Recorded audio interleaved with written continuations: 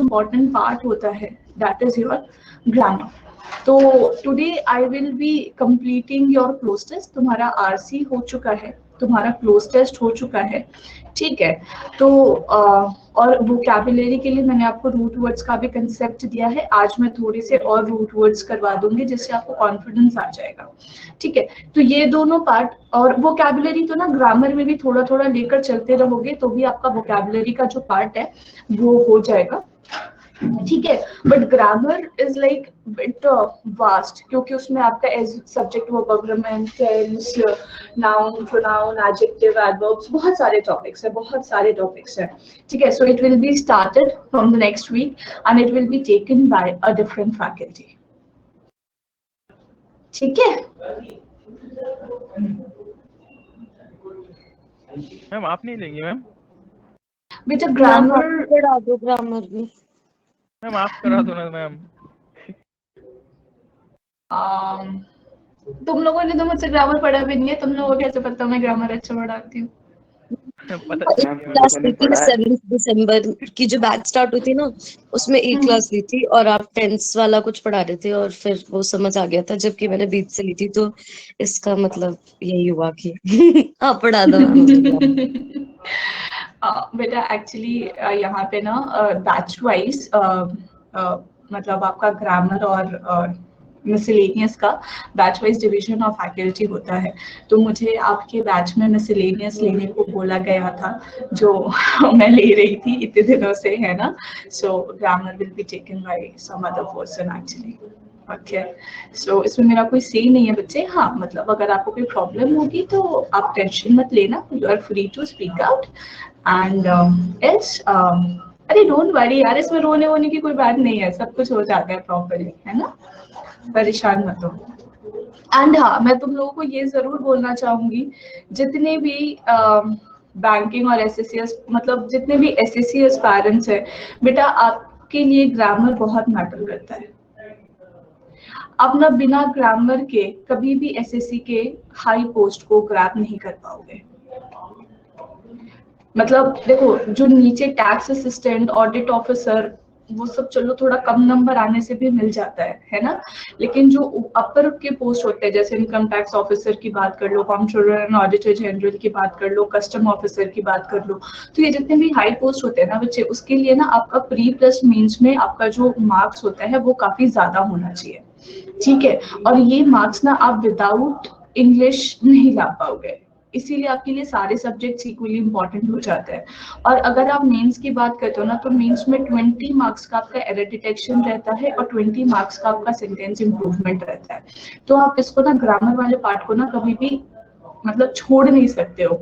और इसी में आपका 20 मार्क्स का नरेशन होता है, 20 to 25 मार्क्स का, ठीक है। उसी में आपका 20 to 25 मार्क्स का वॉइस होता है, एक्टिव एंड पैसिव वॉइस। तो समझ रही है, तुम्हारा 20, 40, 50, 60, 70, 80, 200 में से 80 नंबर का तो तुम्हारा ग्रामर ही हो गया फिर, है ना। तो वेटेज बहुत ज्यादा है, इस वजह से इसको तुम लोग बहुत ध्यान से पढ़ना, ठीक है। और रीडिंग स्किल का भी वेटेज है, क्योंकि फिर तुम्हारा इसके अलावा जो भी तुम्हारे टॉपिक्स है वो तुम्हारे आरसी और क्लोज टेस्ट वगैरह के ही होते हैं। और जो बैंकिंग एस्पायरेंट्स है ना, बैंकिंग एस्पायरेंट्स में बेटा मैं तुम्हें सिर्फ इतना बोलना चाहूंगी कि अगर आपकी रीडिंग स्किल और वोकैबुलरी अच्छी है ना, तो आप एग्जाम क्लियर कर सकते हो, है ना। ग्रामर की इंपॉर्टेंस बहुत ज्यादा नहीं है, ग्रामर की इंपॉर्टेंस बहुत ज्यादा नहीं है। 5 नंबर का आपका आता है एरर डिटेक्शन में, 5 नंबर 5 क्वेश्चंस होते हैं एरर डिटेक्शंस के। कभी कभी बहुत रेयर, अक्सर नहीं आता है एग्जामिनेशन में, 2 से 3 क्वेश्चन इम्प्रूवमेंट का होता है। और तुम्हारे जो स्टार्टर्स और कनेक्टर्स होते हैं that is with grammar based. But ये होता है ना कि इनमें से ऑप्शनल होता है, ये सारे एक ही एग्जामिनेशन में नहीं आते हैं, ठीक है। तो वो आपका वहां पे जो चीजें हैं वो मैनेज हो जाती है, ओके, गेटिंग माय पॉइंट। तो आप लोग जो बैंकिंग, जो स्पेशली ओनली बैंकिंग के लिए प्रिपेयर कर रहे हो ना, उनसे मेरी हम्बल रिक्वेस्ट है कि बेटा आप लोग रीडिंग स्किल और वोकैब पे फोकस बहुत ज्यादा करना, ठीक है। ग्रामर पे थोड़ा सा मतलब आप लोग कर सकते हो, 60-40 कर सकते हो, लेकिन आप रीडिंग स्किल और वोकैब में कोई भी स्कोप नहीं छोड़ सकते, क्योंकि वो बहुत इंपॉर्टेंट है आपके बैंकिंग एग्जामिनेशन के लिए स्पेशली। मैम रीडिंग के लिए जैसे मैंने अभी कल से स्टार्ट किया, इनफैक्ट वो हम्म, हिंदू न्यूज़पेपर आपने बताया था हम्म। वो पढ़ रही हूँ। उसके अलावा भी कुछ ऐसा है जो करना चाहिए मुझे? बेटा देखो, अगर तुम्हें इंटरेस्ट है ना, मैं सभी बच्चों को ये सजेस्ट कर रही हूँ, है ना, कि अगर तुम लोग हो ना, तुम लोग जैसे क्या करते होगे, मतलब तुम लोगों ने अपना स्टडी शेड्यूल क्या बना रखा है? What is your ma'am study mostly schedule? Mostly ऐसा होता है कि जैसी क्लास होती है उसके बाद अब तक जो पूरा पढ़ा है वो रिवाइज करते हैं, फिर जो आज करवाया उसके क्वेश्चंस करते हैं, वही दोबारा सॉल्व करके फिर कुछ एक क्वेश्चन इधर उधर से ढूंढ के वो कर लेते हो। और ये सारे क्लासेस के लिए ऐसे ही। और उसके बाद ये हमारा जो द हिंदू न्यूज़पेपर है उसके आर्टिकल पढ़ के उसका इन्फरेंस निकाल के और उसमें जो वर्ड मिल रहा है उसके वर्ड मीनिंग प्लस सेंटेंस। देखो, अब अभी से ना तुम लोग को क्या क्राइटेरिया फॉलो करने की जरूरत है, I will let you know, specially for English. I am not very good at other subject, so मैं उस पर कमेंट नहीं करूंगी, लेकिन मैं तुम्हें ये जरूर गाइड कर सकती हूँ, because I have already prepared for the examination and I have qualified the examination, है ना, मैंने ऑलरेडी प्रिपरेशन करी हुई है, मैंने क्वालिफाई किया हुआ है, तो मैं गाइड जरूर कर सकती हूँ आपको अदर सब्जेक्ट्स में, लेकिन अदर सब्जेक्ट्स में मेरा उतना अच्छा कमांड नहीं है जैसा इंग्लिश पर है, तो I will talk about English. देखो, इंग्लिश में ना तुमने क्या करना है, जैसे कि सबसे पहले ये कोमल कह रही है कि मैम हिंदू एडिटोरियल के वर्ड्स काफी कॉम्प्लिकेटेड होते हैं फॉर बिगिनर। बेटा ये ना पहले ही दिन मैंने आपको बताया था कि अगर आपको रीडिंग स्किल पे फोकस करना है, तो रीडिंग स्किल को मैं हमेशा से 3 पार्ट में डिवाइड कर देती हूँ, ठीक है, और ये ना बेटा टोटली आपके प्रैक्टिस पे डिपेंड करता है। फर्स्ट इज फॉर बिगिनर, ठीक है, जो बिगिनर स्टूडेंट्स होते हैं। सेकंड आपका एवरेज बच्चा होता है, ठीक है, और तीसरा आपका प्रो होता है, ठीक है। जो बिगिनर है ना उसको कभी द हिंदू पढ़ना ही नहीं चाहिए, उसको हमेशा द टाइम्स ऑफ इंडिया पढ़ना चाहिए। द टाइम्स ऑफ इंडिया के एडिटोरियल जो होते हैं वो मैं बोलूंगी बिट इजियर होते हैं और अनरिलेटेड होते हैं विद द अदर कॉन्टेक्स्ट, तो इसको थोड़ा सा समझना आसान होता है, ठीक है। जो एवरेज स्टूडेंट्स हैं उनको द हिंदू पढ़ने दो, और ये मत सोचो कि वो द हिंदू पढ़ रहे हैं और यार मैं तो अभी तक टाइम्स ऑफ इंडिया ही पढ़ रही हूँ तो वो हमसे आगे निकल जाएंगे, मैं तो पीछे ही रह जाऊंगा। ऐसा कुछ नहीं होता, ये कोई कंसेप्ट नहीं है, तुम भी पढ़ रहे हो वो भी पढ़ रहे हैं और दोनों एक ही पटरी पे सवार हो, ठीक है। तो किसी के डूबने का खतरा नहीं है, बस ये है कि डेडिकेशन एट द टॉप होना चाहिए। और ये जो बच्चे हैं ये द इकोनॉमिक टाइम्स या द फाइनेंशियल एक्सप्रेस पढ़ सकते हैं, ठीक है। अब बेटा ये भी है, मैंने पहले भी तुम लोगों को बताया था कि द हिंदू पढ़ना है ना, लेकिन द हिंदू के जो एडिटोरियल होते हैं ना बहुत ज्यादा बीजेपी भक्त होते हैं, है ना, तो कभी भी किसी भी बहुत ओपिनियंटेड है वो। हाँ, बहुत बहुत ज्यादा होते हैं। देखो, आई am not against any political party, in fact अगर वोट की बात करोगे तो शायद मैं भी बीजेपी सपोर्टर ही हूँ, मैं किसी भी पॉलिटिकल पार्टी के अगेंस्ट नहीं हूँ, लेकिन एक बहुत बड़ी बात होती है ना कि आप जब एक गवर्नमेंट एम्प्लॉय बनने जाते हो ना, आप पॉलिटिकल पार्टी के रेस्पेक्ट में किसी भी चीज को सपोर्ट या डिनाई नहीं कर सकते, है ना। आपकी आइडियोलॉजी बहुत अनबायस्ड होनी चाहिए और सारे सिटीजन के लिए सेम होनी चाहिए, और ये ना चेक होता है आपके डिस्क्रिप्टिव स्किल्स में, ठीक है। जो आपकी डिस्क्रिप्टिव राइटिंग होती है ना मेंस में, उससे आपकी आइडियोलॉजी चेक हो जाती है। तो बेटा प्लीज, और इंटरव्यू में भी स्पेशली, तो it is my humble request कि आप द हिंदू पढ़ना जरूर, पढ़ने में कोई बुराई नहीं है, लेकिन उसको सिर्फ और सिर्फ द हिंदू एडिटोरियल को इंग्लिश पॉइंट ऑफ व्यू से पढ़ना, है ना, इंग्लिश पॉइंट ऑफ व्यू से पढ़ना, उससे इंपॉर्टेंट वर्ड्स ग्रैब करना, उसमें देखना है कि यार कैसा कैसे यूज है, क्या क्या यूज है, कभी भी उसकी आइडियोलॉजी पे मत जाना, वरना तुम भी एक दिन, वो बोलते हैं ना, पैट्रियोटिज्म कम और जिंगोइज्म ज्यादा हो जाएगा। पैट्रियोटिज्म और जिंगोइज्म में फर्क समझते हो? हिंदुस्तान टाइम्स कैसा रहेगा, डू रीड बेटा, पढ़ने को पढ़ सकते हो, लेकिन क्या होता है ना कि ये जो न्यूज़पेपर्स है ना, ये बहुत रिलेटेड न्यूज़पेपर्स है टुवर्ड्स एग्जामिनेशन, है ना, बहुत बारी इनसे बेस्ड आपके क्वेश्चंस आ जाते हैं। तो अगर आप द हिंदुस्तान टाइम लेते हो तो बेटा उसको रिप्लेस करवा दो द इंडियन एक्सप्रेस या फिर द हिंदू से, अगर आप अपने घर पे उसको बाई करते हो ना, तो उसको रिप्लेस करवा दो, या तो द इंडियन एक्सप्रेस लेना शुरू कर दो या फिर द हिंदू लेना शुरू कर दो। ऑलमोस्ट कॉस्ट सेम है, कुछ ज्यादा का फर्क नहीं आएगा। ठीक है, और बताओ, और कोई दिक्कत? सुशांत, अगर आपकी रीडिंग और वोकैबुलरी दोनों ही वीक है ना बेटा, तो आपको पढ़ाई करनी शुरू करनी पड़ेगी कंटिन्यूअसली। अगर आप टाइम्स ऑफ इंडिया पढ़ते पढ़ते पढ़ते पढ़ते 1-2 महीना गुजार दोगे ना, तो ट्रस्ट मी, आपको खुद ही इसमें इंटरेस्ट आ जाएगा। मोर ओवर, अगर आपको ना, अगर आपका प्रोनाउंसिएशन स्किल या स्पीकिंग स्किल में कमी आती है, क्योंकि बेटा इस पे भी वर्कआउट करना पड़ेगा, क्योंकि if you are preparing for banking examination, आपके लिए एक बड़ा सा हर्डल है जिसको हम लोग बोलते हैं जीडी एंड इंटरव्यू। हालांकि जीडी तुम्हारा आईबीपीएस और एसबीआई में नहीं होता, एसबीआई में तो होता है, आईबीपीएस में जीडी नहीं होता, लेकिन आरबीआई और एसबीआई में होता है। अच्छा, इससे एक और बात ध्यान में आ गई, कल आरबीआई ग्रेड बी ऑफिसर का फॉर्म आया है, तो अगर तुम लोग भरना चाहते हो तो उसको भर देना। ठीक है, ग्रेजुएशन मांगा है, 60% आपके ग्रेजुएशन में होना चाहिए, तो आप ग्रेड बी ऑफिसर का फॉर्म भर सकते हो। और तुम्हें एक बात बता दूं कि बेटा RBI, it is Reserve Bank of India, and Reserve Bank of India grade B officer मतलब you are going to be like one of the premium job of banking sector. It is like one of the premium job of banking sector. Reserve Bank of India grade B officer means you're gonna like be a manager in Reserve Bank of India, and it really means a lot. And trust me, Reserve Bank of India का जल्दी form नहीं निकलता, बड़ी मुसीबतों से निकलता। और तुम लोगों को ये भी बता दो, पोस्ट पे सिर्फ 270 है, 270 पोस्ट ओनली। और अगर तुम लोग मास्टर्स हो इकोनॉमिक्स में, तो भाई तुम लोग महान लोग हो, तुम लोग इसका मतलब थोड़ा ज्यादा फायदा उठा सकते हो, क्योंकि 1-2 फॉर्म्स ऐसे हैं जो ओनली इकोनॉमिक्स स्टूडेंट्स के लिए हैं, तो वो भी फॉर्म आप लोग भर सकते हो। नहीं बेटा, सेकेंड ईयर में आप नहीं भर सकते। फाइनल ईयर स्टूडेंट का शायद दीप्ति नहीं है, उनका ये है कि उनको 60% मार्क्स चाहिए आपका उसमें ग्रेजुएशन में। तो अगर आप फाइनल ईयर स्टूडेंट है तो आपको पता ही नहीं होगा कि आपका 60% मार्क्स आएगा कि नहीं आएगा, तो आप कैसे फिल करोगे फॉर्म, है ना? तो बैंकिंग का कोई भी एग्जाम फाइनल ईयर स्टूडेंट नहीं फिल कर सकते हैं, वो आप सिर्फ और सिर्फ ग्रेजुएशन कंप्लीट करने के बाद ही भर सकते हो। ठीक है, तो before your degree you can not fill the forms of banking sector. SSC में नहीं होता बेटा, एसएससी का यही तो प्लस पॉइंट है। एसएससी में ना जीडी होता है ना इंटरव्यू होता है ना। वो गवर्नमेंट ने वो बीच में एसबीआई गवर्नमेंट का बीच में वो आ गया था ना नोटिफिकेशन कि भाई बेटा एक बार नोटिफिकेशन देख लो, कल ही तो फॉर्म आई है, एग्जामिनेशन कब होगा आई am not very much aware, मुझे भी एक बार नोटिफिकेशन पढ़ना पड़ेगा।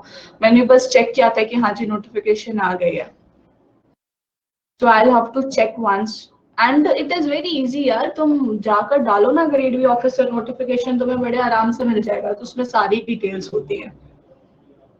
Okay, so Shivram is saying 6 March for phase 1।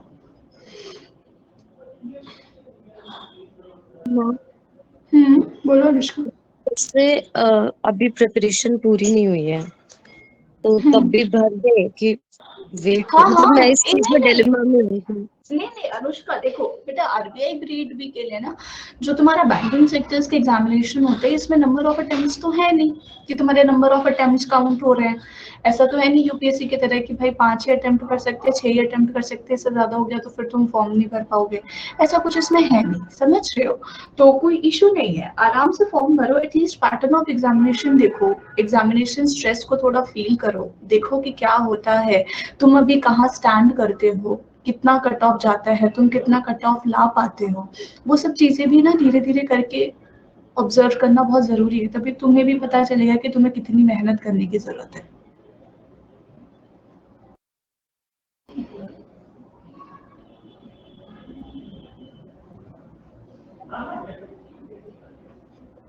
एकदम फॉर्म तो बेटा हर कोई भरो, है ना?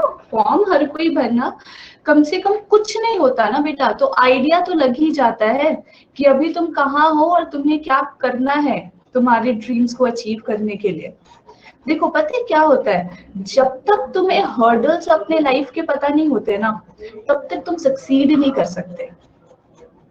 समझ रहे हो बात? जब तक तुम्हें हर्डल्स नहीं पता है, कि तुम्हें ऐसा लगता है कि तुमने एक पेपर देखा, तुम्हें ऐसा लगा अरे भाई मैं तो आराम से कर लूंगा, तो हाँ भाई तुम आराम से कर लोगे। लेकिन एक बात समझो कि तुमने वो पेपर दिया, तुम्हें पता चला कि अरे भाई मैं तो यहाँ पे लैग कर रही हूँ, यहाँ पे लैग कर रही हूँ, यहाँ पे लैग कर रही हूँ, तब तो तुम इसको ओवरकम करने की कोशिश करोगे। So you should always be aware of the hurdles which you can face, है ना? तभी उसको ओवरकम करोगे और तभी एग्जाम में सक्सेस होने के चांसेस बढ़ते हैं। मैम आरबीआई में एग्जाम सिलेबस एसबीआई आईबीपीएस वाला ही होता है? हाँ बेटा, एग्जाम सिलेबस एसबीआई आईबीपीएस वाला ही होता है। इसमें एक छोटा सा पॉइंट एक्स्ट्रा ऐड हो जाता है, जो तुम्हारा जीए वाला पार्ट है ना, उसमें तुम्हारा बैंकिंग अवेयरनेस के साथ साथ एक फाइनेंशियल अवेयरनेस का टर्म होता है, ये भी आता है। तो आपकी जो जीएस की क्लास होती है ना, उन सर से आप एक बार गाइडेंस ले लेना कि सर मैं आरबीआई ग्रेड बी ऑफिसर का फॉर्म फिल कर रही हूँ, तो प्लीज आप मुझे फाइनेंशियल अवेयरनेस के लिए थोड़ा सा गाइड कर दोगे, या फिर ये क्लास में ही कवर अप हो जाएगा? तो एक बार सर से थोड़ा सा उसके लिए गाइडेंस ले लेना, वो आपको गाइड कर देंगे, ठीक है? बाकी इंग्लिश, मैथ्स, रीजनिंग का सिलेबस बिल्कुल सेम होता है, कोई भी अलग नहीं है। ये सब्जेक्ट सब वही रहते हैं ना जो हम बैंकिंग एग्जाम की प्रिपरेशन के लिए पढ़ रहे हैं। हाँ हाँ, एकदम एकदम बिल्कुल। इसका बस ये है कि जो तुम्हारा फेज 1 का एग्जामिनेशन होता है, जैसे कि आप अगर आईबीपीएस और एसबीआई का फॉर्म भरते हो, तो फर्स्ट लेवल में, प्रीलिम्स लेवल में आपका जनरल अवेयरनेस नहीं आता है ना, उसमें आपका सिर्फ रीजनिंग, इंग्लिश और मैथ्स आता है, ठीक है? लेकिन ग्रेड बी ऑफिसर में चारों आते हैं, चारों टॉपिक्स रहते हैं। After graduation common, after graduation. Ma'am SBI grade B के लिए कोई स्पेसिफिक फील्ड से ग्रेजुएट होना कंपलसरी है? बेटा समझो, आई गेस तुम लोगों को ना पता ही नहीं है। देखो आईबीपीएस एक ऐसा बॉडी है जो सारे नेशनलाइज्ड बैंक के लिए पेपर कंडक्ट कराता है, ठीक है? एसबीआई एक ऐसा बॉडी है जो सिर्फ अपने लिए एग्जाम कंडक्ट कराता है, एसबीआई बैंक के लिए, आरबीआई के लिए, ठीक है? अब ये जो तुम्हारा आईबीपीएस है ना, इसके अंदर तुम्हारे कई सारे एग्जामिनेशन होते हैं।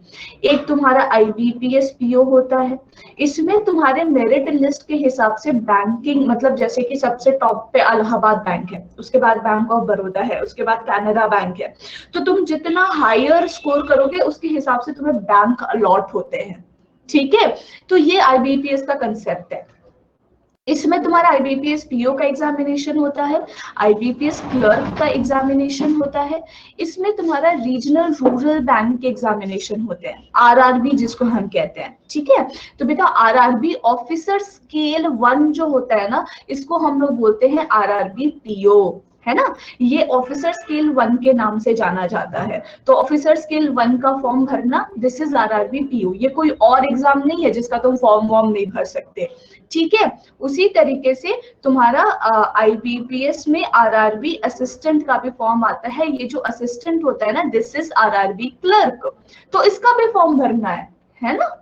हाँ, एसओ तो मतलब ओनली फॉर दी पीजी, मतलब पोस्ट ग्रेजुएटेड स्टूडेंट्स और लाइक एमबीए स्टूडेंट्स के लिए होता है ना, इसलिए I am not talking about SO part at the present moment, ठीक है? तो आईबीपीएस पीओ हो गया, आईबीपीएस क्लर्क हो गया, आईबीपीएस आरआरबी ऑफिसर स्केल 1 हो गया, आईबीपीएस आरआरबी असिस्टेंट हो गया, ये तुम्हारा एग्जामिनेशन हो गया।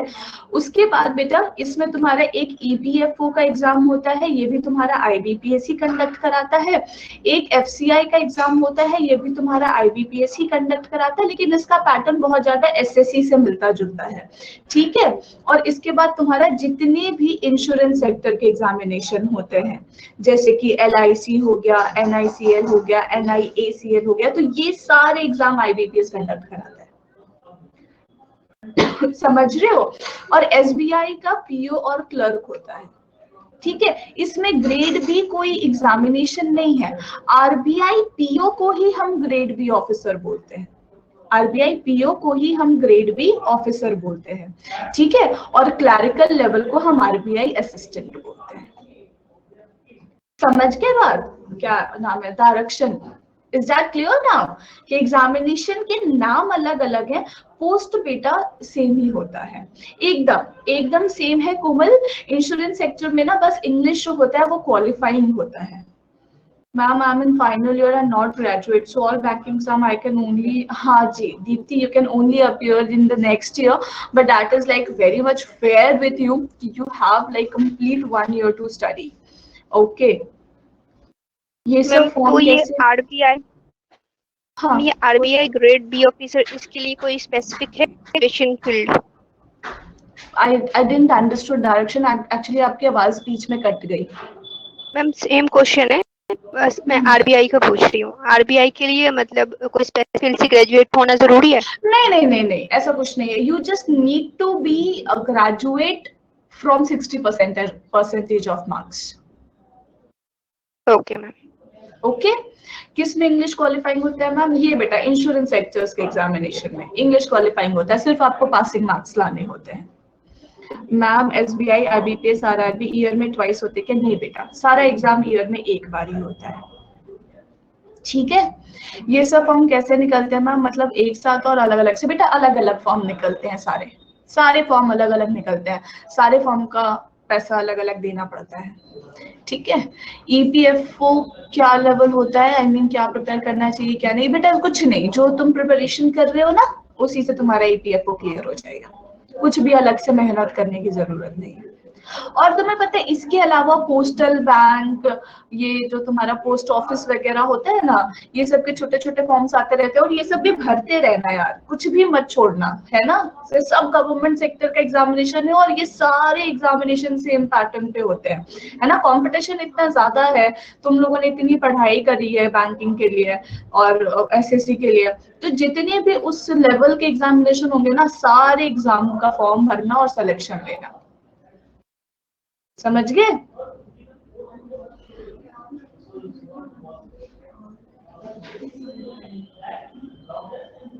अब मैं थोड़ा सा पढ़ा लूं, बहुत टाइम चले गया.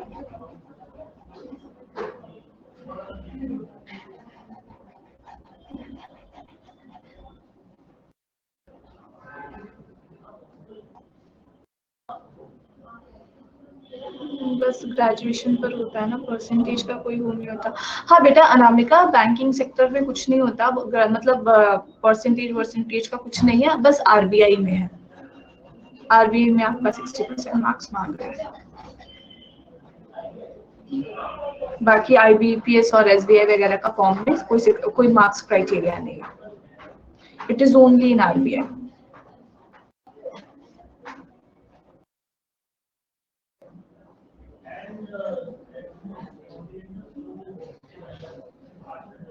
हाँ शिका, आज आरसी के आंसर सेंड करवा दूंगी बेटा, कल मुझे टाइम ही नहीं मिला. नहीं, ग्रेजुएशन हो जाएगा तो उसके बाद आप फॉर्म भर सकते हो, कोई दिक्कत नहीं. ठीक है. चलो अब मैं फटाफट एक क्लोज टेस्ट करवा लूं. ये मैंने सोचा था कि मैं आज करवाऊंगी. ये देख रहे हो, ये वो जो मैंने 4th variety of cloze test बताया था ना, ये वो है ना. तो इसको जरा पढ़ के और मुझे इसका मतलब समझा दो एक बार, मतलब 2-4 लाइन पढ़ के इसका जिस्ट निकाल लो बस.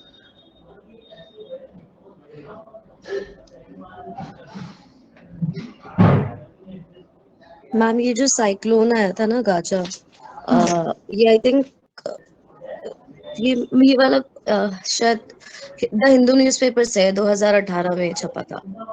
बिल्कुल सही बात है. देखो न्यूज़पेपर 2018 का ही है, जब साइक्लोन गाजा आया था तमिलनाडु में. हाँ, तो वही उसी के मैम इफेक्ट के बारे में बता रहे हैं बस पूरे में, कि कैसे क्या और फिर गवर्नमेंट क्या, ये सब. एकदम सही बात है. अब फटाफट उस रेस्पेक्ट में तुम लोग आंसर्स फिल कर लो. कोई वर्ड की मीनिंग जाननी हो तो पूछ लेना.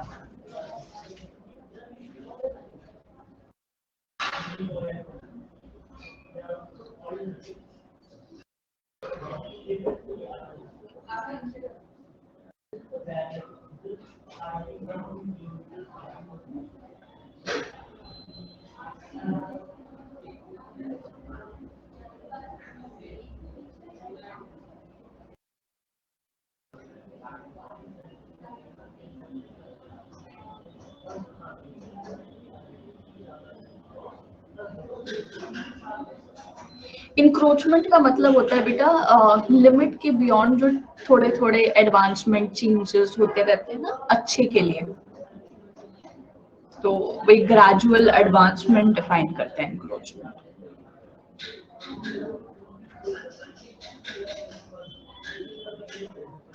मैम मैम बोलो for sir. Screen is not moving actually. What is not moving? Screen move नहीं हो रहा है मैम।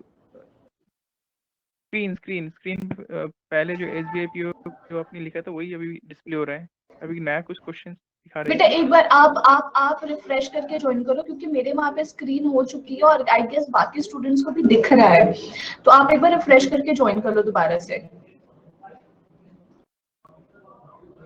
जी मैम, मैं अभी रिफ्रेश किया है, फिर से मैं करके देखता हूँ ma'am. Question number 1 done.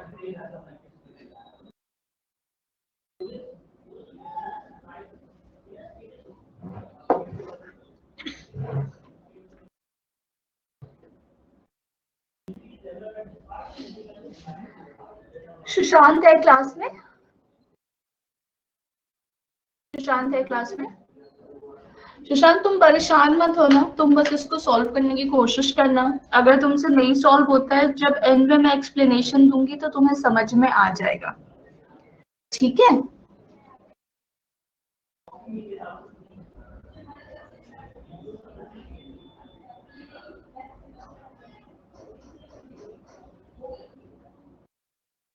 Done.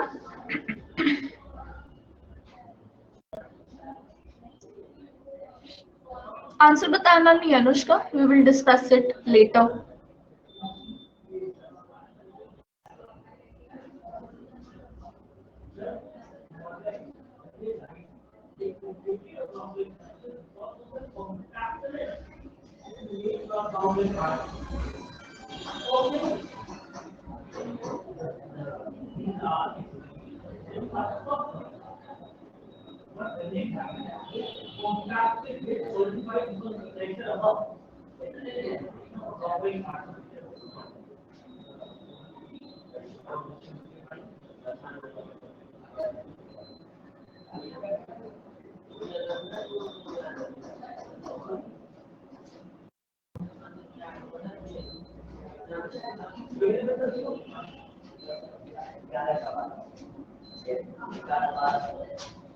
हो गया?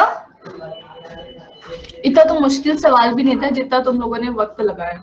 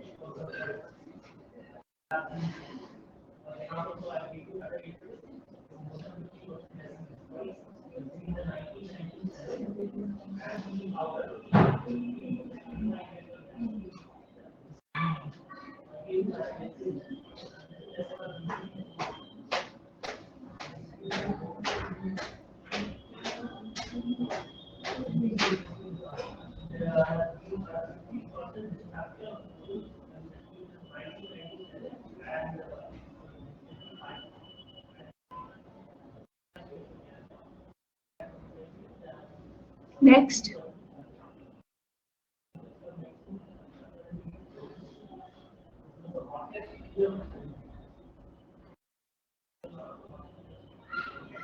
ये तो मैंने फर्स्ट क्लास में जब मैं क्लोज टेस्ट समझा रही थी तभी मैंने इसका आंसर बता दिया था। तो आई डोंट थिंक इसको भी सॉल्व करने में तुम लोगों को इतना टाइम लगना चाहिए।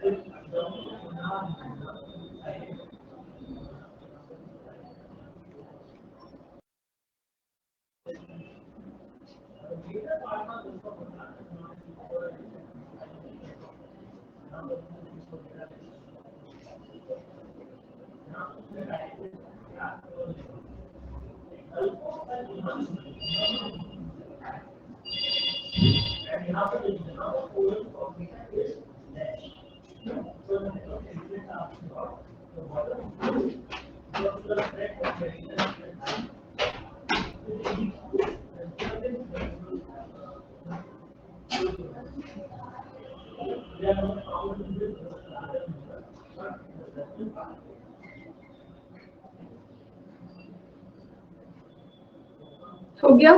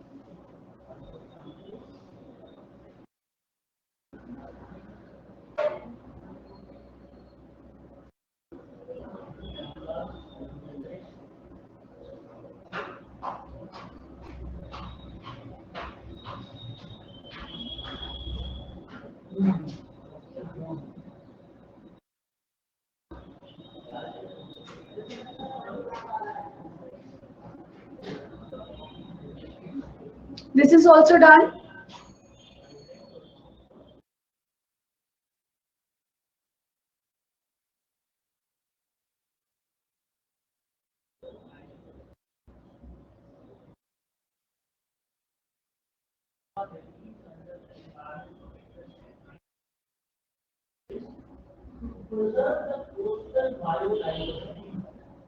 बोलो, हो गया?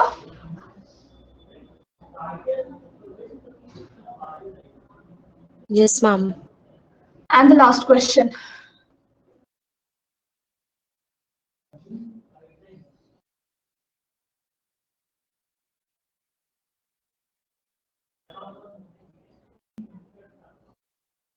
हो गया मैम। हो गया? चलो, अब हम लोगों ने बहुत सारे क्लोज से सॉल्व कर लिए हैं, तो इस बार आप लोग अपना स्कोर भी बताओगे कि 10 में से how much you have scored, है ना? एंड आई बिलीव कि तुम लोगों के फुल मार्क्स आए, so that I can feel confident कि हाँ भाई तुम लोगों को समझ में आया। So it is now becoming clear that Cyclone Gaza is a major disaster and its economic impact in Tamil Nadu is comparable to that of the tsunami of 2004. बोल रहा है कि जो साइक्लोन गाजा है वो बहुत बड़ा डिजास्टर था और उसके जो इकोनॉमिक इम्पैक्ट है तमिलनाडु पे, मतलब and it's economic impact in Tamil Nadu is comparable to that of tsunami जो उस वहीं पर आया था 2004 में। The damage suffered by tens of thousands of people in several districts of the state has been severe, going well beyond the annual storm season losses. तो ये जो डिफाइन कर रहा है, ये क्या डिफाइन कर रहा है? बेसिकली जो डिस्ट्रक्शंस वहां पर हुआ है उसका एक अप्रोक्सीमेट नंबर बता रहा है, ठीक है? लेकिन हमें ऐसा कोई वर्ड चूज करना है जो 1 और 2 में भी फिट आए, ठीक है? यहाँ पर भी फिट आए, यहाँ पर भी और यहाँ पर भी, तो उसको भी देख ले। But on the whole there was no ruinous dash of the land, है ना? अब हम लोग देखें डेवलपमेंट, तो यहाँ पर फिट नहीं आ रहा है क्योंकि डेवलपमेंट सफर नहीं कर सकता, ये गलत हो गया। रिहैबिलिटेशन का मतलब क्या होता है? रिहैबिलिटेशन का मतलब होता है कि किसी को जैसे दोबारा से सही करने की बात, है ना? तो rehabilitation also can not suffer, तो ये भी गलत हो गया। इंक्रोचमेंट का मतलब भी एडवांसमेंट होता है। तो यहाँ पे जितने भी वर्ड्स है all these are positive words और यहाँ पे नेगेटिव मीनिंग मतलब कन्वे हो रही है। So with respect to this option number A is the right answer, क्योंकि यहाँ पर भी फ्लड के बारे में बात करी जा रही है, तो यहाँ पर भी डिस्ट्रक्शन ही डिफाइन हो रहा है, यहाँ पर भी डिस्ट्रक्शन ही डिफाइन हो रहा है और यहाँ पर भी डिस्ट्रक्शन ही डिफाइन हो रहा है। और डिवास्टेशन का मतलब ही होता है ग्रेट डिस्ट्रक्शन और डैमेज। तो उस रेस्पेक्ट में ये हमारा करेक्ट आंसर है। अब क्वेश्चन नंबर 2 में आ जाए। यहाँ पे लिखा हुआ है कि in the initial days after November 16 when the cyclone struck the state heaved a sigh of relief. जब हुआ तो स्टेट जो है उसको साई ऑफ रिलीफ हुआ है ना, उसको थोड़ा सा शांति मिली, रिलीफ फील हुआ। क्यों भाई? क्योंकि ऐसा साइक्लोन वाज वेरी स्ट्रांग, अगर साइक्लोन बड़ा स्ट्रांग और हार्श होता तो वो रिलीफ क्यों फील करता? Death toll was relatively high, भाई जब ज्यादा लोग मरेंगे तब वो रिलीफ क्यों फील करेगा? Since that death toll was relatively low. हाँ, ये एक वजह हो सकती है कि क्योंकि कम लोग मरे इस वजह से उसको एक रिलीफ फील हो रहा था। Since the infrastructure was badly damaged, come on, this cannot be the reason. So option number C is the right answer here. Very good, guys. Your answers are correct. Now, question number 3 is based on error detection. So we'll just read it out. What does it mean? But it is now clear that the suffering, the loss, and the displacement in large parts of Tiruvarur, ये सब तो नाम है, ignore करो, districts is of an enormous magnitude. Communities in the affected areas are distraught as houses have collapsed, farms lie ruined, water resources are contaminated.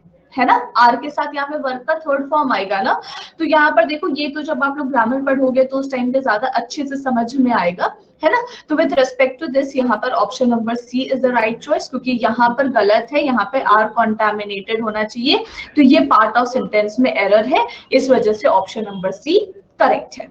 ठीक है।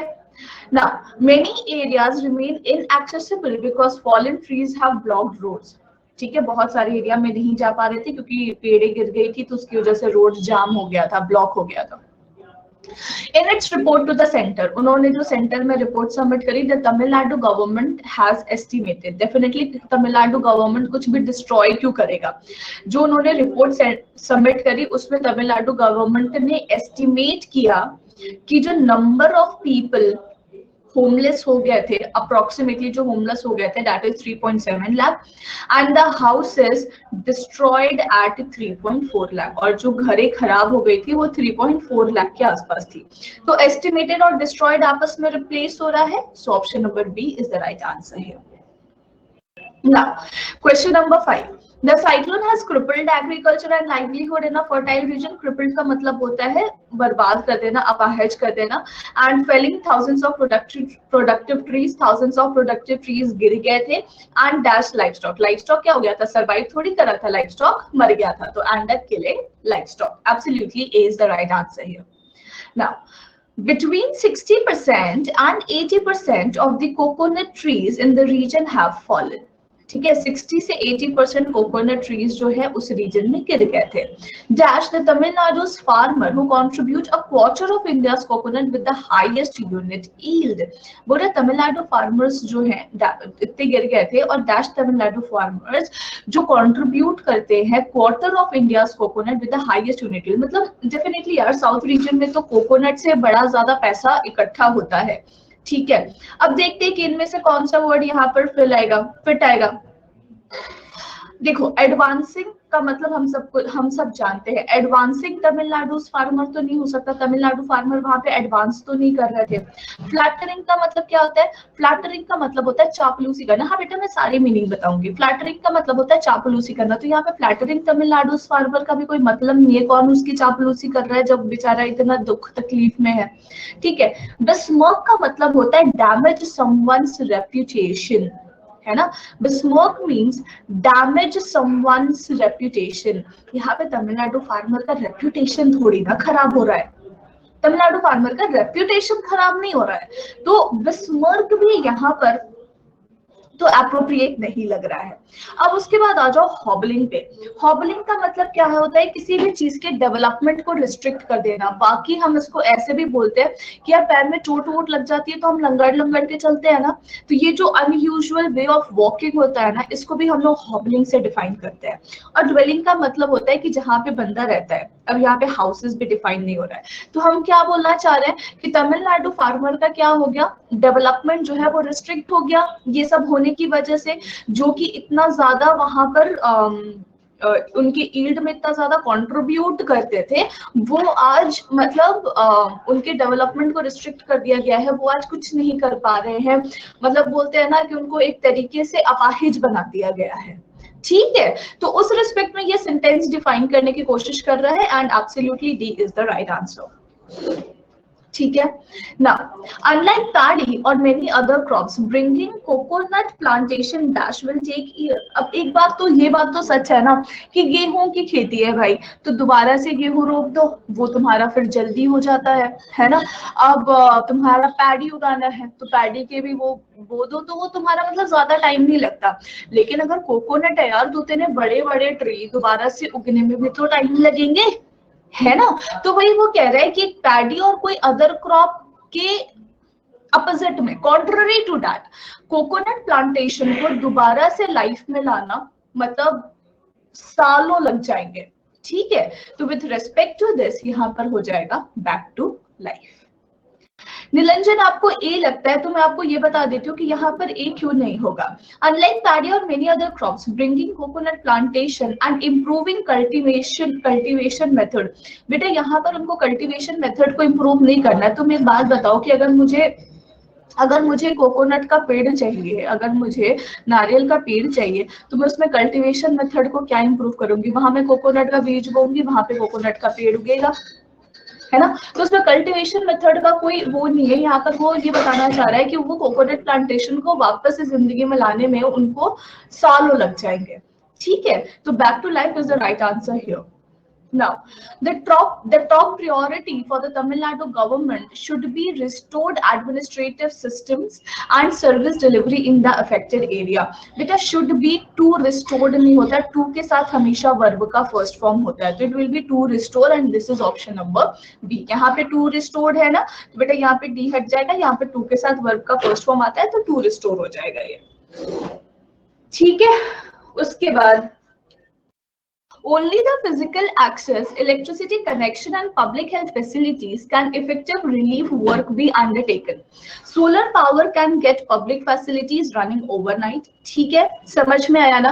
Physical only with physical access, केवल physical access करके जो electricity connection है, public health facilities है, can effective relief work be undertaken. ये सारी चीजें में जो भी उनका रिलीफ वर्क है वो हो जाएगा। Solar power can get public facilities running overnight. Solar power की वजह से जो पब्लिक फैसिलिटीज है वो रातों रात चलने शुरू हो जाएंगे। ठीक है, it is equally important to compensation the large number of stricken farmer. वो कह रहे हैं कि ये बड़ा ज्यादा जरूरी है कि जो बहुत सारे फार्मर हैं जो बड़े मतलब इसकी वजह से परेशान हैं, स्ट्रिकन है मतलब गाजा की वजह से बड़े दुखी हो गए। There will be a moratorium on any agricultural loans that they have taken while a fair assured scheme is prepared. अब एक बात सोचो, है ना, it is equally important to compensation the large number of stricken farmer. Shivram, I am just telling you the meaning, don't worry, है ना। मैं यहाँ पे ये जानना चाहती हूँ कि compensation the large number of public stricken farmer का क्या मतलब है? कोई मतलब नहीं निकल के आ रहा है ना। तो हमने क्या करना है, ये जो स्ट्रिकन फार्मर है हमने इनको अश्योर करना है ना। हम लार्ज फार्मर को कॉम्पनसेशन थोड़ी कर सकते हैं, हम इनको अश्योर कर सकते हैं। तो हम यहाँ पर क्या बोलेंगे, it is equally important to assure the large number of stricken farmer that there will be a moratorium on agricultural loan. तो बेटा मोरेटोरियम का मतलब क्या होता है? जैसे कि मान लो कि तुमने मेरे से बोला कि तुम्हें पैसे की जरूरत है, तुमने मुझसे 10 रुपए का लोन लिया, ठीक है। अब तुम्हारी हालत खराब हो गई और तुम अब मेरे को अभी लोन और इंटरेस्ट रेट देने के लिए सक्षम नहीं हो, ठीक है।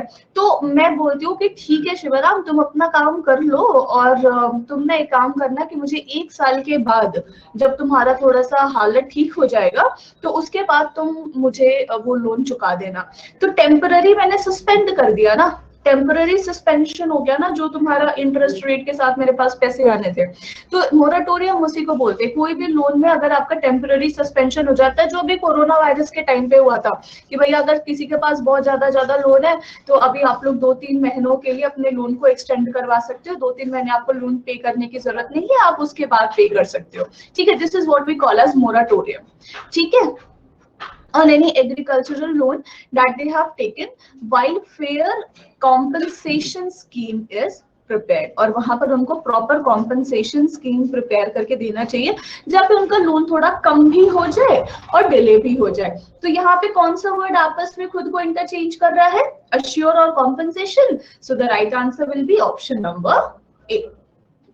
क्लियर, कि ये कैसे हो गया। उसके बाद है many of them have invested in trees, बहुत लोगों ने पेड़ों में इन्वेस्ट किया था, लाइफ स्टॉक में इन्वेस्ट किया था, जिनको ऐसा लगता था कि भाई ये बड़ा होगा तो हमें बड़ा अच्छा रिटर्न देगा, but have been rendered dash overnight, लेकिन फिर वो रातों रात क्या हो गए, रातों रात गरीब हो गए, क्योंकि उनके पेड़ तो गिर गई, अब क्या रिटर्न आएगा, कुछ भी तो रिटर्न नहीं आ पाएगा। तो भाई वो रिच तो हुए नहीं रातों रात, वो रातों रात क्या हुए, गरीब हुए। अब जब गरीब हुए तो बेटा पॉपर्स का मतलब होता है वेरी पुअर, पॉपर्स का मतलब होता है वेरी पुअर, तो यहाँ पे बी हो जाएगा तुम्हारा राइट आंसर। प्राप्ति डी इसलिए नहीं होगा बच्चे क्योंकि यहाँ पे ये लिखा है प्रॉस्पेरस, प्रॉस्पेरस का मतलब होता है कि बोलते हैं ना बड़ा फ्लरिश करना, ऐसा होता है प्रॉस्पेरस मींस। तो प्रॉस्पेरस यहाँ पे वो थोड़ी हो रहे हैं रातों रात, रातों रात तो वो गरीब हो गए ना, उनके बेचारे लाइफ स्टॉक मर गए, उनकी पेड़े गिर गई, जो उनके रिटर्न आने थे वो सारे उसमें इन्वेस्टमेंट खराब हो गए, तो वो बेचारे क्या करेंगे, वो तो गरीब हो गए ना रातों रात। तो उस रेस्पेक्ट में यहाँ पे poppers is the right answer. ठीक है, the Tamil Nadu government has given the center a memorandum seeking nearly 15,000 crore for restoration, rehabilitation and mitigation beside 1431 crore for immediate relief work। और उसके बाद गवर्नमेंट को, Tamil Nadu government को centre के तरफ से इतने पैसे मिले थे कि वो वहां पे सारी चीजों को रिस्टोर करके सब कुछ प्रॉपरली वहां पे दोबारा से डेवलप कर सके। ठीक है, चलो क्वाइट गुड। 7 8 8 8, अनुष्का 10, अभिजीत 9, प्राप्ति 9, साक्षी 8, Shreyansh 7। Quite good quite good quite good.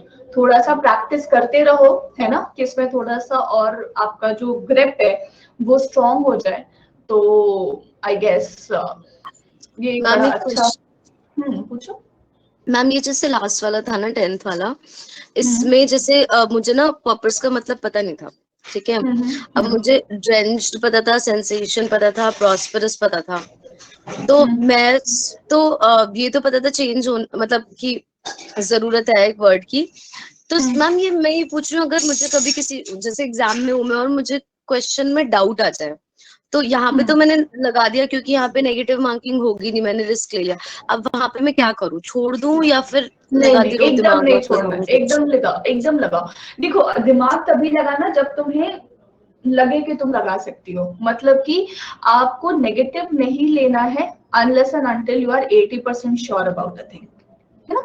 20% Dalma चल जाएगा, 50-50 पे कभी भी रिस्क मत लेना, 50-50 पे कभी भी रिस्क मत लेना अनलेस एंड अनटिल तुम मेंस के पेपर में बैठी हो और तुम्हें ऐसा लग रहा है कि तुम कट ऑफ क्लियर नहीं कर पाओगी, है ना। देखो और अभी तुम्हारा पता है क्या हो गया है, अभी ना SBI PO मेंस वगैरह से ना सेक्शनल कट ऑफ हटा दिया गया है, तो ये ना तुम लोगों के लिए ऐसा मुझे लगता है कि बून इन डिस्गाइज कि भाई हम लोग इतने अच्छे टाइम पे प्रिपरेशन करने बैठे कि यहाँ तो मतलब अच्छी अच्छी चीजें हो रही हैं।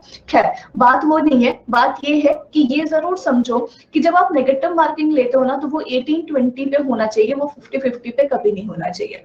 दूसरी बात बेटा, क्लोज टेस्ट ना ज्यादातर क्लोज टेस्ट ऐसा है ना कि मैंने तुमने अभी प्रैक्टिस करानी है ना, तो प्रैक्टिस करानी है तो मैंने अभी सिंपल से स्टार्ट किया।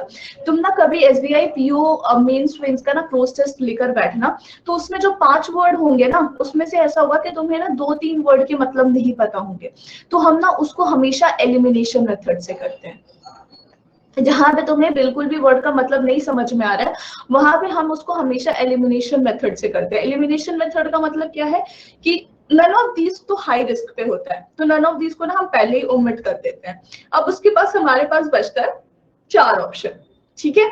अब उसमें मुझे इसका मतलब पता है, इसका मतलब मुझे नहीं पता, इसका मतलब मुझे पता है, इसका मतलब मुझे नहीं पता, ठीक है। अब इन दोनों का मतलब मुझे पता है, अगर इन दोनों में से कोई फिट हो गया तो वेल एंड गुड, अगर इन दोनों में से कोई फिट नहीं हो रहा है तो इसको तो पहले काट दिया, ठीक है। अब देख रहे हो अब तुम्हारा 80-20 में आ गया क्योंकि 2 ही ऑप्शन बचे, 3 ऑप्शन तुमने एलिमिनेट कर दिया है। अब इसमें तुम वहां पे लगा के चेक कर लो, है ना, कि अगर पॉजिटिव टोन में जा रहा है तो वो वर्ड वहां पे फिट आ रहा है, नहीं आ रहा। पॉजिटिव नेगेटिव टोन से मतलब पॉजिटिव नेगेटिव वोकैबुलरी से तुम वहां पे फिल कर सकते हो।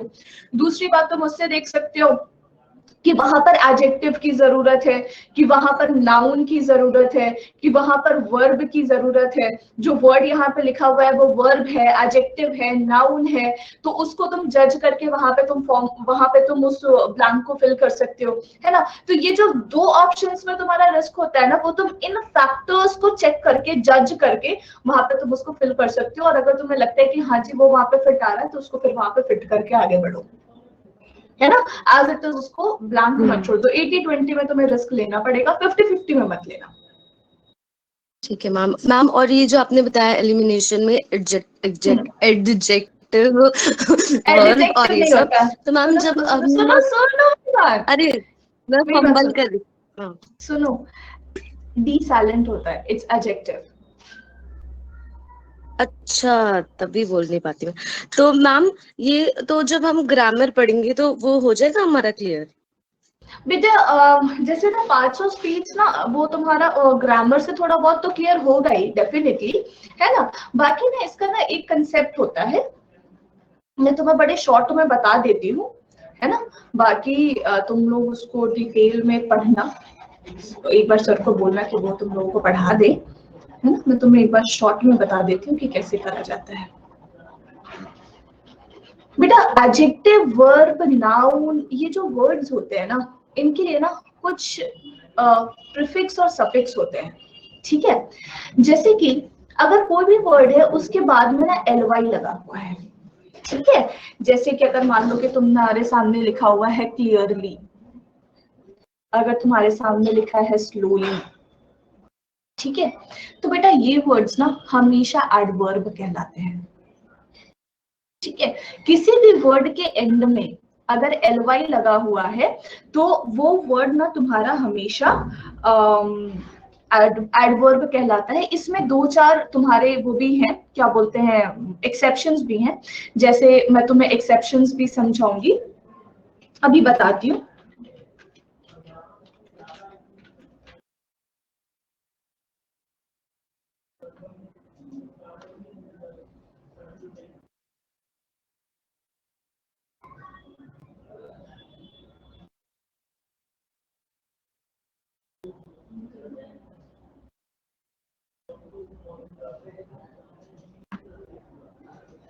देखो, अब जैसे कि एक वर्ड है फ्रेंड, ठीक है। अब मान लो कि तुम्हारे पास एक वर्ड है फ्रेंड, ठीक है। अब फ्रेंड तुम्हें क्या लगता है, नाउन है, एडजेक्टिव है कि एडवर्ब है? What is friend, noun, adjective और एडवर्ब? मैम मुझे ग्रामर आती नहीं है, मुझे ये याद ही नहीं है कुछ भी क्या होता है। नाउन नहीं पता है बस, और कुछ भी नहीं पता। नाउन है फ्रेंड। अगर मान लो कि मैं ऐसे बोल देती हूँ कि अनुष्का इज माई फ्रेंड, ठीक है, मैंने ऐसा बोल दिया कि अनुष्का इज माई फ्रेंड, तो ये क्या है, नाउन है। Anushka is my friend. बेटा वर्ब कैसे हो सकता है, वर्ब तो इज है ना, वर्ब तो इज है, वर्ब तो एक्शन डिफाइन करता है ना। ना श्रेयांश, फ्रेंड को कहीं भी यूज कर लो। Friend is my right hand, है ना। फ्रेंड ऑलवेज सपोर्ट्स मी, है ना। कहीं भी यूज कर लो, फ्रेंड हमेशा नाउन होता है ना। बेटा ये एडजेक्टिव नहीं हो सकता है क्योंकि यहाँ पर माई एडजेक्टिव है। ये तुम लोग थोड़ा सा डिटेल में पढ़ोगे जब सर के साथ तो ज्यादा समझ में आएगा।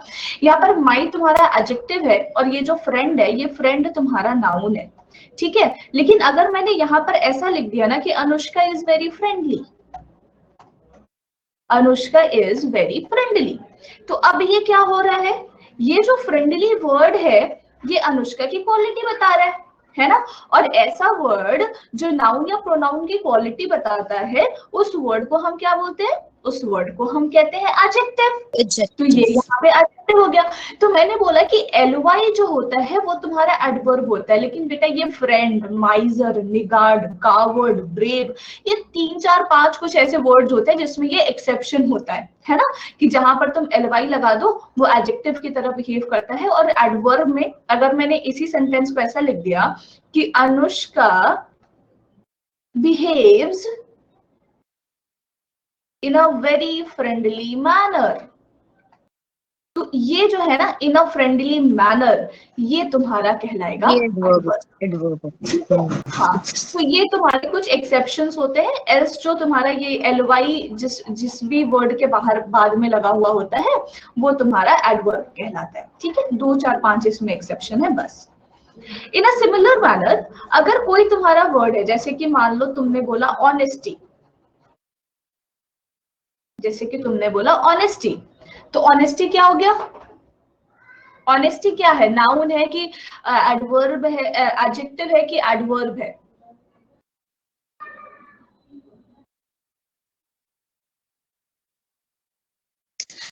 ऑनेस्टी तो कोई दिखा रहा है तो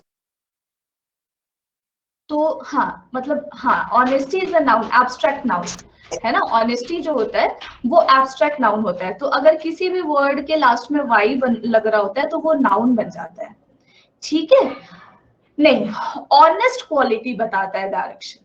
ठीक है, ऑनेस्ट जो है वो क्वालिटी बताता है, तो ऑनेस्ट इज एडजेक्टिव, और ऑनेस्ट के बाद तुम जैसे ही वाई लगा देते हो ना, तो ये तुम्हारा ऑनेस्ट इज एडजेक्टिव, और जैसे ये ऑनेस्टी हो जाता है ना, तो ये तुम्हारा बन जाता है नाउन। ठीक है, ये तुम्हारा बन जाता है नाउन। तो ये कुछ ऐसे वर्ड्स है बच्चे जो आपने ना पढ़ना पड़ेगा। ठीक है, अब जैसे कि मान लो कि तुम्हारा है फुल, किसी भी वर्ड के लास्ट में तुम्हारा लगा हुआ है FUL, फुल। अब जैसे कि देखो, beauty, beauty is a noun, है ना। अब ये जो फुल है ये सफिक्स है, तुम यहाँ पे तुमने ऐसे कर दिया ब्यूटीफुल, तो किसी भी नाउन के आखिर में अगर FUL लगा हुआ है ना, तो वो तुम्हारा बन जाता है एडजेक्टिव। तो ऐसे कुछ प्रीफिक्स और सफिक्स होते हैं जिसको आपको समझना होता है, और उसके अकॉर्डिंग आप गेस कर सकते हो कि वो नाउन है कि एडवर्ब है कि एडजेक्टिव है, और उस रेस्पेक्ट में ना आप वहां से ऑप्शंस एलिमिनेट कर सकते हो। ये थोड़ा प्रीफिक्स सफिक्स एक बार चेक कर लेना, तुम सबको प्रॉपर गाइडेंस वहां पे मिल जाएगी। उसके अलावा तो तुम लोगों को नाउन एक, हाँ, बोलो। मतलब एडजेक्टिव वो होते हैं जो क्वालिटी बता रहे हैं नाउन हाँ, की, एकदम। ऐसे। नाउन और प्रोनाउन की जो क्वालिटी बताते हैं उसको हम कहते हैं एडजेक्टिव। ठीक है, जो सब्जेक्ट या ऑब्जेक्ट के तरीके से यूज होते हैं उसको हम कहते हैं नाउन। ठीक है, ये है तुम्हारा एडजेक्टिव और नाउन। अब इसमें ना एक और चीज तुम्हें बताती हूँ, बड़ा कंफ्यूजन हो जाता है तुम लोगों का वर्ब और नाउन में। इसके बाद तुम लोगों की कोई क्लास तो नहीं है? ऐसा ना हो कि लेट हो रहे हो क्योंकि it's already 12। Ma'am class banking नहीं की है तो ना? कोई क्लास नहीं है। चलो ठीक है, तो आई टेक 5 मिनट जिसमें मैं तुम लोगों को ये वर्ब और नाउन का डिफरेंशिएशन भी बता दूं। जैसे कि बेटा कुछ ऐसे वर्ड्स होते हैं, जैसे कि मान लो कि तुमने लिख दिया, जैसे हम लोग पढ़ते हैं ना V1, V2, V3, है ना, वर्ब का फर्स्ट सेकंड थर्ड फॉर्म।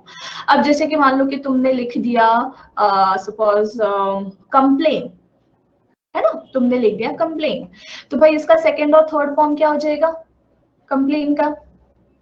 बड़ा आसान है। मैम और मैंने कंप्लेन जो ईडी की टी,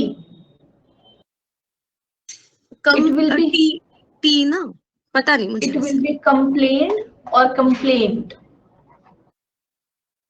देखो राजू कह रहे हैं मैम कि ईडी लगा ईडी दो, राजू कह रहा है ईडी लगा दो, तुम कह रहे हो टी लगा दो, तो इसमें ना बड़ा सा कंफ्यूजन सा रहता है। तो बेटा ये बड़ा ध्यान से समझ लेना, आज के बाद कभी भी गलती मत करना कि ये जहां पर ईडी लगा हुआ होता है ना, ये तुम्हारा वर्ब होता है, और जहां पे टी लगा होता है ना, ये तुम्हारा नाउन होता है। ठीक है, जहां पर ईडी लगा होता है वो वर्ब कहलाता है, जहां पे टी लगा होता है वो नाउन कहलाता है। इन अ सिमिलर मैनर एक तुम्हारा वर्ड होता है एडवाइस, और दूसरा तुम्हारा वर्ड होता है एडवाइस। ठीक है, अब जहां पे तुम्हारा सीई लगा हुआ है ना, सीई, ये तुम्हारा नाउन है, और जहां पे तुम्हारा एसई लगा हुआ है ना, ये तुम्हारा वर्ब है। ठीक है, same is the concept with practice, same is the concept with practice and practice, एकदम सेम मीनिंग है। सीई एसई लगा हुआ है ना, तो सीई वाला नाउन है और एसई वाला वर्ब है। एडवाइस का मतलब क्या होता है? सलाह, और एडवाइस का मतलब क्या होता है? सलाह देना। तो बस नाउन वर्ब में डिफरेंशिएट हो गया। प्रैक्टिस का मतलब क्या होता है? अभ्यास, प्रैक्टिस का मतलब क्या हो गया? अभ्यास करना, तो वो नाउन वर्ब में डिफरेंशिएट हो गया। ठीक है, तो ये बड़ा सा प्यारा सा कंसेप्ट है। अच्छा, ये सब नहीं पता था बेटा, ये बड़ा प्यारा सा कंसेप्ट है जो आपको ना वोकैबुलरी में बड़ा हेल्प कर देता है। ठीक है। इसमें तुम्हें एक और बड़ी छोटी सी बात बताती हूँ जो बड़ा आसान सा है, पता नहीं तुम लोगों को पता है कि नहीं पता है, आई am not very much aware.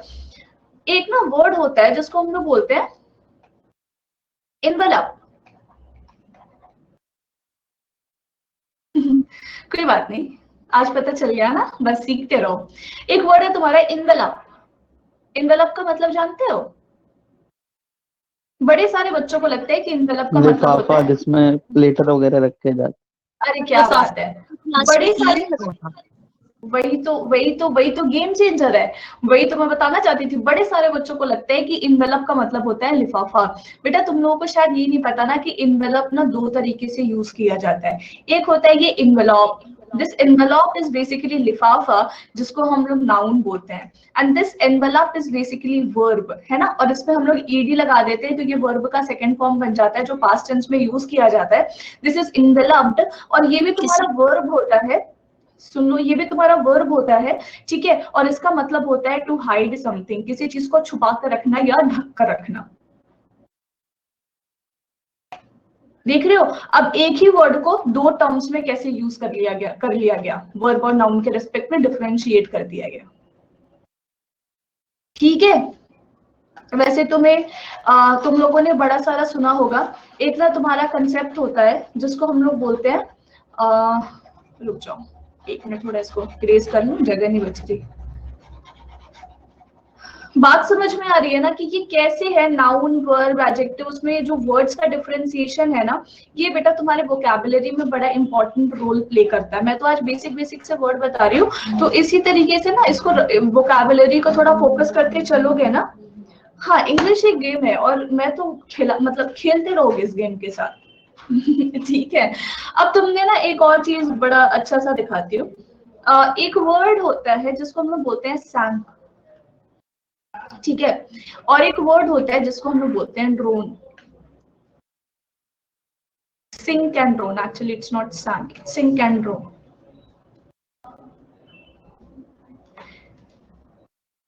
हाँ, वेरी गुड अनमोल, ये बहुत इंपॉर्टेंट कंसेप्ट है।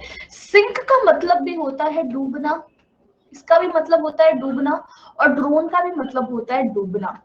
दोनों का मतलब डूबना ही होता है। तो भाई हम सिंक का भी यूज करते हैं और हम ड्रोन का भी यूज करते हैं, उल्टा हो गया वैसे, है ना। हम सिंक बेटा तभी यूज करेंगे जब कोई नॉन लिविंग थिंग डूबता है, ठीक है। और ड्रोन आप तभी यूज करोगे जब कोई लिविंग बीइंग डूबेगा, ठीक है।